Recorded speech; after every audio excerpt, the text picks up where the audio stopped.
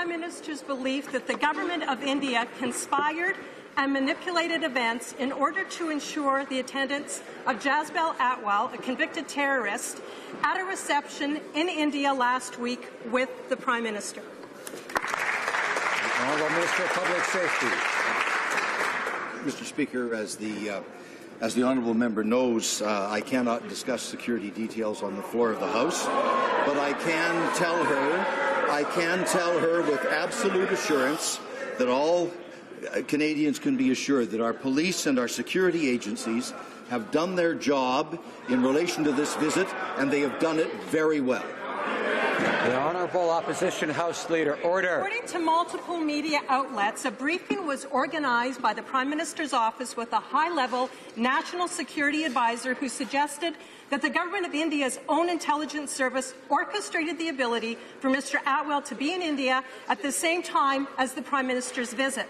This is a very serious allegation, Mr. Speaker. What proof does the Prime Minister have that the Government of India did this? Honourable Minister of Public Safety.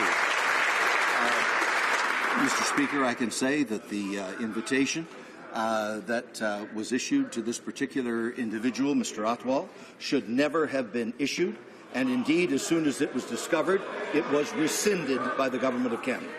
Honourable Opposition House Leader. According to a Global News report, the PMO organized a briefing where one of the most senior members of the civil service advanced the following theory, and I quote, "The Jaspal Atwal, the terrorist invited by the Liberals to Mumbai, may have been planted there by the Indian government, or maybe the Indian security agencies, or perhaps by factions in the Indian government," unquote. The media did not make this up, Mr. Speaker. This briefing happened. The Prime Minister needs to tell Canadians if this allegations against the Indian government is believed to be true, and if so, where is the proof? The Honourable Minister of Public Safety. Mr. Speaker, again, I make the very strong point that all of the police and security officers and agencies of the Government of Canada in dealing with this issue have done their job in the national interest, and they have done it extraordinarily well.